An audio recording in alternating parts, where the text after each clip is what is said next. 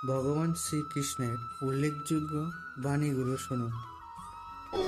যদি আপনাকে কেউ নিচে নামানোর চেষ্টা করে, তার অর্থ এটাই যে আপনি আগে থেকেই তার চেয়ে উপরে আছেন। এই জীবন আমরা পেয়েছি বাঁচার জন্য, তাই লোক কি ভাবছে সেই ভাবনার জীবন অতিবাহিত করবেন না। কারো কঠিন সময়ে তাকে সময় দিন, তাকে সাহস যোগান, সাহারা দিন। কারণ কঠিন সময় কিছুদিন পর চলে যাবে, কিন্তু সেই ব্যক্তি সারা জীবন আপনার কৃতজ্ঞ হয়ে থাকবে। মানুষ সকাল থেকে রাত অবধি পরিশ্রম করেও এতটা ক্লান্ত হয় না যতটা চিন্তা এবং ক্রোধের বশবর্তী হয়ে এক মুহূর্তে ক্লান্ত হয়ে পড়ে। পরমেশ্বরের সাথে ভালো সম্বন্ধ তৈরি করে নিন, তাহলে আর কাউকে আপনার প্রয়োজন হবে না।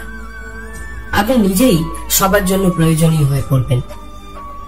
পরামর্শ দেওয়ার লোক তো অনেক আসে জীবনে, কিন্তু যখন সাহায্য করার প্রশ্ন এসে পড়ে তখন শুধু ভগবানই সাথে থাকে। সাফল্য পাওয়ার পর তো সবাই শুভকামনা জানাতে আসে। সেই জন্য যে আজ আপনার পক্ষে আছে, কাল সে বিপক্ষেও চলে যেতে পারে। কোন স্বার্থ ছাড়া কেউ আপনার সম্মান করবে না, তাই নিজেকে এত যোগ্য করে তুলুন যে সবাই স্বার্থ ছাড়াই আপনার সম্মান করে। ভগবান বলেন, রাতে ঘুমোতে যাওয়ার আগে সবাইকে ক্ষমা করে দাও, তাহলে ঘুমিয়ে ওঠার আগে আমিও তোমাকে ক্ষমা করে দেব। ভগবান হলো বাতাসের মতো, যাকে চোখে দেখা যায় না, কিন্তু তাকে ছাড়া আমরা বাঁচতেও পারি না। আপনি যতক্ষণ না নিজেকে সাহায্য করবেন, ততক্ষণ অন্য কেউ আপনাকে সাহায্য করতে পারবে না। আপনি নিজেই নিজের সবচেয়ে ভালো বন্ধু, আবার কখনো কখনো সবচেয়ে বড় শত্রুও বটে। মানুষ তখন জ্ঞানী হয় না যখন সে বড় বড় কথা বলতে পারে।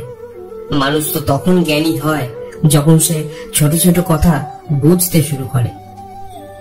যখন কোনো ব্যক্তির ভালো সময় চলে তখন তাকে সবাই মনে রাখে না, কিন্তু তখন সবাই মনে রাখে যখন তার সময় কঠিন হয়।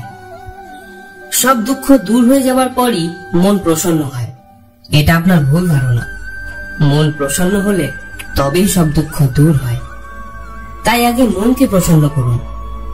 এটা বাস্তব যে কোনো ব্যক্তির কোনো কথা যদি আপনার মনে আঘাত দেয়, তাহলে দুভাবে ভাবুন। যদি সেই ব্যক্তি মহত্বপূর্ণ হয় তাহলে সেই কথাকে ভুলে যান, আর যদি কথাটা মহত্বপূর্ণ হয় তো সেই ব্যক্তিকে ভুলে যান। সম্পর্ক শুধু রক্তের হয় না। যে খারাপ সময় আমাদের হাত ধরে তার চেয়ে বড় সম্পর্ক হয় না। ভগবান বলেন, তুমি সবকিছু আমাকে সঁপে দাও, সমস্ত কষ্ট দুঃখ ত্যাগ করে আমাকে স্মরণ করো। ধীরে ধীরে তোমার জীবন বদলে যাবে। প্রতিদিন রাতে ঘুমানোর আগে যদি সারাদিনের সব কথা ভগবানকে বলে ঘুমন, তাহলে পরের দিন ভগবান নিজে আপনার সারাদিনের কথা ভাববেন। যদি আপনার দ্বারা কেউ মনে কষ্ট পেয়ে থাকেন, মনে মনে তাকে ক্ষমা করে দিন। যদি আপনি কারো দ্বারা কষ্ট পেয়ে থাকেন, তো তাকে ক্ষমা করে দিয়ে সব দুঃখ ভগবানকে সঁপে দিয়ে নিশ্চিন্তে ঘুমিয়ে পড়ুন। বিশ্বাস করুন, এর ফলে আপনার জীবন খুশিতে ভরে উঠবে। ক্রোধের সাথে বলা কথা এতই বিষাক্ত হতে পারে যে সেটা আপনার হাজার মিষ্টি কথাকেও মুহূর্তে বিষাক্ত করে দিতে পারে। সবাইকে হাসান, কিন্তু কারোর ওপরে কখনো হাসবেন না। সবার দুঃখ ভাগ করে নিন, কিন্তু কারোর দুঃখের কারণ কখনো হবেন না। সবার জীবনে প্রদীপ জ্বালান, কিন্তু কারোর জীবনে আগুন ধরাবেন না। এটাই জীবনের রীতি। যেমন দেবেন তেমন পাবেন। আশীর্বাদ আর প্রার্থনা অসম্ভবকেও সম্ভব করে দিতে পারে। ঈশ্বরের কাছে আমাদের ধনের কোনো প্রয়োজন নেই, তার তো আমাদের পবিত্র মনের প্রয়োজন। এই জন্য তিনি কখনো কিছু ছাড়তে বলেন না, শুধু আমাদের মনের বিকার আর ভুল বিচারকে ছাড়তে বলেন। যা আসতে চলেছে তা সবসময় অতীতের থেকে ভালোই হবে। এই একটা বিশ্বাস কখনো আপনার জীবনে হতাশা আসতে দেয় না। মিথ্যা কথা বলা কি অদ্ভুত জিনিস। নিজে বললে কত ভালো লাগে, আর অন্য কেউ বললে রাগ হয়ে যায়। নিজের সুখ আর আনন্দ যার সাথে ইচ্ছা ভাগ করে নিন, কিন্তু দুঃখ কষ্ট সর্বদাই ভরসাযোগ্য লোকের সাথেই ভাগ করবেন। জীবনের সময় যেমনই আসুক, পরিবারের সাথে থাকলে সুখ বেড়ে যায়, আর যদি দুঃখ আসে তা ভাগ হয়ে যায়। প্রকৃত বন্ধু সেই যে কঠিন সময়েও আপনার হাত ধরে থাকে, যখন সবাই আপনার হাত ছেড়ে দিয়ে বিপক্ষে চলে যায়। আপনার কাছে যা কিছুই থাক তার জন্য মন থেকে পরমাত্মাকে ধন্যবাদ দিন। সুখী থাকুন, বিশ্বাস করুন যা আছে তা আরো কয়েক গুণ বেড়ে যাবে। প্রার্থনা আর ধ্যান দুটোই জীবনে খুব অপরিহার্য, কারণ প্রার্থনার মাধ্যমে ভগবান আপনার কথা শোনে, আর ধ্যানের মাধ্যমে আপনি ভগবানের কথা শোনেন। শ্রীকৃষ্ণ জীবনে কত কিছু হারিয়েছেন। প্রথমে মাকে হারিয়েছেন, তারপর পিতাকে হারিয়েছেন, তারপর যে নন্দকিশোরকে পেলেন তাকেও হারালেন, সঙ্গী সাথীকে হারিয়ে ফেললেন, রাধাও হারিয়ে গেলেন, গোকুল হারালো, তারপর মথুরাও হারিয়ে গেল। সারা জীবন ধরে শ্রীকৃষ্ণের থেকে কিছু না কিছু হারিয়েই গেছে। যা হারায়নি তা হলো তার দেবত্ব, মুখের হাসি এবং সাকার আত্মা। শ্রীকৃষ্ণ দুঃখের নয়, উৎসবের প্রতীক। সবকিছু হারিয়ে যাবার পরেও কিভাবে সুখী হতে হয় তা শ্রীকৃষ্ণের থেকে ভালো আর কে শেখাতে পারে।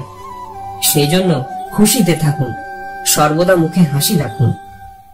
বিজয়ের আনন্দ তখন পাওয়া যায় যখন সবাই আপনার হারের প্রতীক্ষায় থাকে।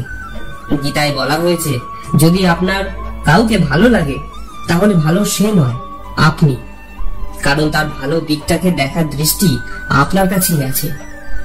নিজের দুঃখ কষ্টের জন্য সংসারকে কখনো দোষ দেবেন না। নিজের মনকে বোঝান, আপনার মনকে পরিবর্তন করলেই সব দুঃখের অবসান হবে। উদ্দেশ্য চিন্তা ভাবনা সৎ রাখুন, ভগবান আপনার কষ্ট স্বয়ং দূর করবেন। মনে রাখবেন, ভগবানের কাছ থেকে প্রত্যাশা ছাড়া উচিত নয়, আর অন্য কোনো ব্যক্তির কাছে প্রত্যাশা রাখা উচিত নয়। সুখ দুঃখ একই মুদ্রার দুই দিক। যেখানে দুঃখ থাকবে সেখানে সুখও থাকবে। তাই সুখ দুঃখের কথা মনে না রেখে নিজের লক্ষ্যকে প্রাপ্ত করার জন্য নিরন্তর প্রয়াস করতে থাকুন। একটা কথা মনে রাখবেন, কারোর সামনে ঝুঁকে গেলে না ভালোবাসা পাওয়া যায় না সম্মান। সেই জন্য নিজের স্বাভিমানকে উজ্জীবিত রাখুন। যদি কিছু আপনার ভাগ্যে থাকে তো সে নিজেই পথ বানিয়ে আপনার কাছেই আসবে। অন্যকে হারানোর সুযোগ দেবেন না, বরং নিজেকে আরো এগিয়ে নিয়ে যাওয়ার প্রতিজ্ঞা নিয়ে নিন। কখনো না হেরে যাওয়ার অভ্যাসই একদিন জিতে যাওয়ার অভ্যাসে পরিণত হয়ে যাবে।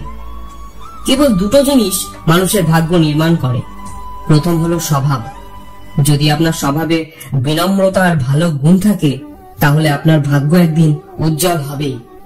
যদি আপনি ক্রোধী হন, অলস হন, তাহলে আপনার ভাগ্যে পতন অনিবার্য হয়ে যায়। সেই জন্যই নিজের স্বভাবকে মধুর ও নির্মল করুন। আর দ্বিতীয় হলো আপনার কথা। দেখতে গেলে আমরা তো 2 বছর বয়সেই কথা বলতে শিখে যাই, কিন্তু কোথায় কি আর কিভাবে কথা বলতে হয় তা কিন্তু সারা জীবনেও শিখতে পারি না। যে এটা শিখে যায় যে কোথায় কতটা বলা উচিত, বুঝে নেবেন সে জীবনে নিশ্চিত সাফল্য লাভ করবে। পিতার চেয়ে বড় কোনো পরামর্শদাতা হয় না, মায়ের চেয়ে বড় কোনো আশ্রয় হয় না, ভাইয়ের চেয়ে বেশি কোনো ভাগিদার হয় না, আর বোনের চেয়ে বড় আর কোনো ভরসা হয় না। এই স্বার্থপরতার দুনিয়ার সাথে কোনো স্বার্থ রাখবেন না। যদি রাখতে হয় তাহলে নিজের স্বার্থেই স্বার্থ রাখুন। প্রার্থনা করলেই কার ভালো হয়? আমরা তো সেটাই পাই যা কর্ম আমাদের দেয়। আপনি নিচে পড়ে গিয়ে দেখুন, কেউ আসবে না উঠাতে। একটু উঠে দেখুন, সবাই আসবে আবার ফেলে দিতে। একটা কথা মনে রাখবেন, যদি মদের দোকানে বসে আপনি দুধ পানও করেন তাও আপনাকে মাতাল বলেই লোকে জানবে, আর কোনো মন্দিরে বসে যদি জল পানও করেন তাও আপনাকে লোকে সাধু বলেই মানবে। তাই আপনি কাদের সাথে বন্ধুত্ব করছেন সেটাও খুবই গুরুত্বপূর্ণ। তো বন্ধুরা, আশা করছি যে এই ভিডিও থেকে আপনারা অনেক কিছু শিক্ষা লাভ করতে পেরেছেন। আবার দেখা হবে কোনো এক প্রেরণামূলক জ্ঞানের ভিডিওতে। ততক্ষণের জন্য নমস্কার। জয় শ্রীকৃষ্ণ।